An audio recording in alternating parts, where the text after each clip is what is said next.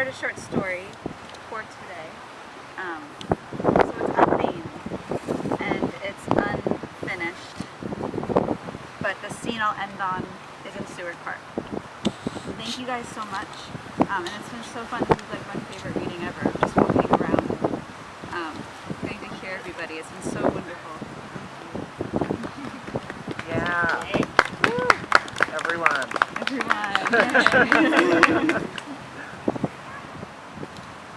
We were told we could stay over. There were no conditions, but I should have known how it would go when that first night I dreamed that oysters came from the pelvis of the platypus. They must be partially alive, the chef said to me, and then from a cooler he grabbed 3 platypus by the neck and put them on the table. They had X's over their eyes and long rubbery tongues hanging from their beaks.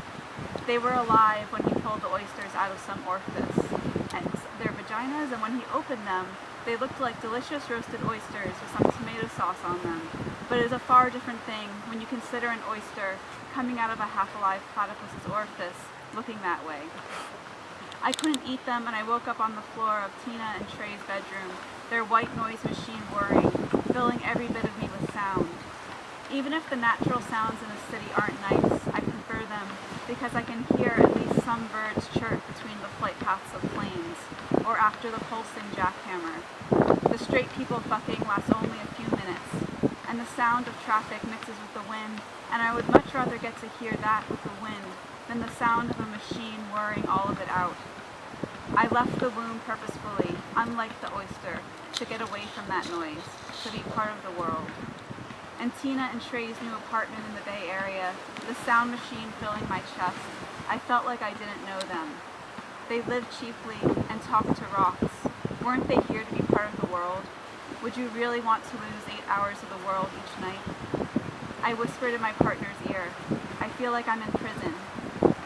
I heard Tina and Trey whisper that to each other a few days later when we were leaving the prison theme park, and Tina said, not so privately to Trey, being in prison hits a little too close to home.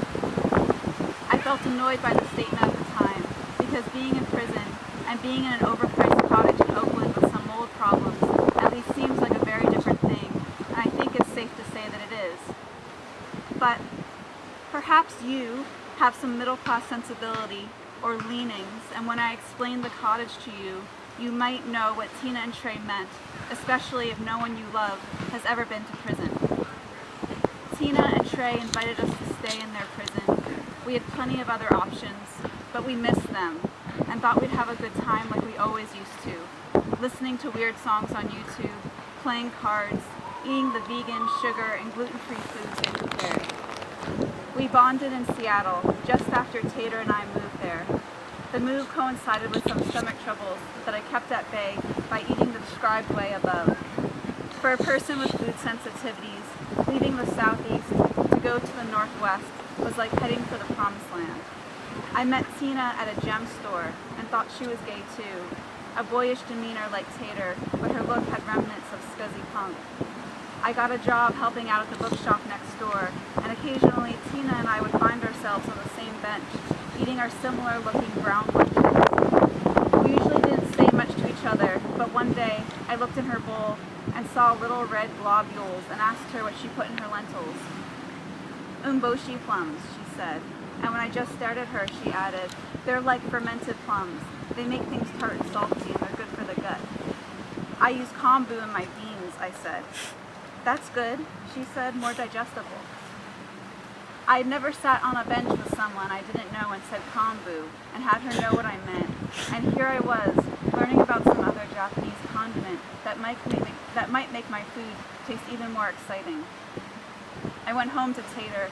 We had just moved into a cheap but dingy apartment that was carpeted and had only one window. We had room for one armchair in the living room, and in an attempt to cheer the place up, we'd painted the kitchen a bright yellow and hung wood boards as shelves. When I walked in, Tater was rearranging the plants so the aloe could have a turn in the windowsill. I made a friend, I said. She's gay and she knows about kombu for beans.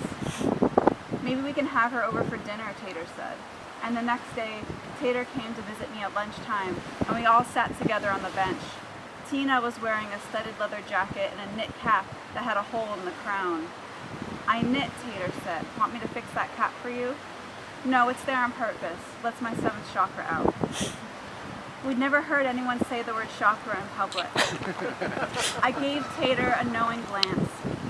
Tater is tall, about 5'10", and mean, and when we moved to Seattle, people started to call her Sir, and when she boards the plane, they say, "Thanks, Mr. Tater." Today, she was wearing a full-on suit, and whenever Tina said anything, Tater lowered her head to make sure she was catching her eyes. When it was time to go back into the store, I asked if Tina wanted to come over for dinner. "That would be fun," she said. She took out her planner. I wasn't yet used to the fact that here, when you ask someone over for dinner, that it meant planning weeks in advance. I had meant that evening, but I felt embarrassed as she flipped and flipped pages and didn't say anything about it. "My husband Trey has Monday night off for 3 weeks. That work?" I flinched at the word husband. Tater nodded. "That should be fine. Mondays are our free nights, and I don't imagine us having any plans." I shot a look at Tater. I didn't really want to wait that long, and it was weird to predict that I would feel like having dinner with someone other than Tater in 3 weeks. Tina went back into her store, and Tater rubbed my arm consolingly. She didn't give me the look. She didn't acknowledge, you know? She was referring to the butch nod. Husband meant husband, which is fine. My understanding of things since has become much more fluid, but it was hard then, when I expected one thing and got another. We made lentils and put them on tortillas. I rounded out our legume-based meal by making a cake out of mashed up beans, honey, and ground flax. Tina and Trey brought us a bouquet they picked along the way. Not from other people's gardens, but from plants in the park. Some cedar, a sword fern, a stalk of salal, a branch of pink rose hips. Tina had her 7th chakra cap on, and Trey, who had circular wire-rimmed glasses and a tortured Soviet-era look, wore a long, moth-eaten scarf wrapped 6 or 7 times around. They looked like they were from a time before carpet, and it was a strange sight, the two of them standing there, their socked feet sinking into it. So later that evening, when the suggestion was made to go to the park, we took it, and I was comforted by the sight of them in their boots in a grove of old-growth trees.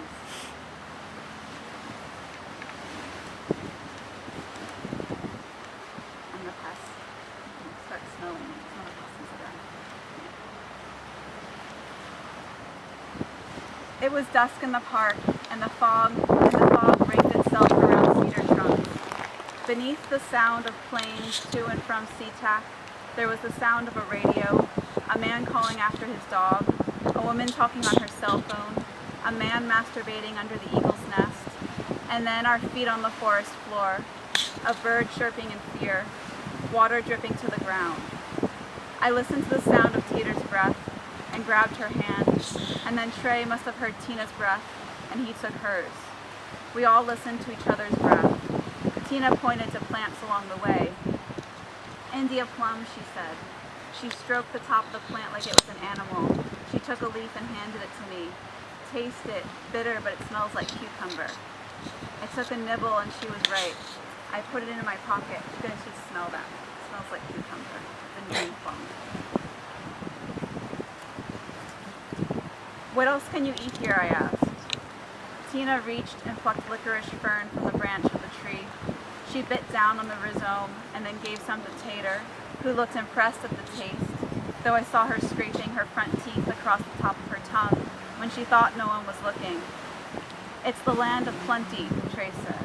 "Wait until the summer and there are just grapes hanging over people's fences." He pointed to a spiny thing that had no leaves on it.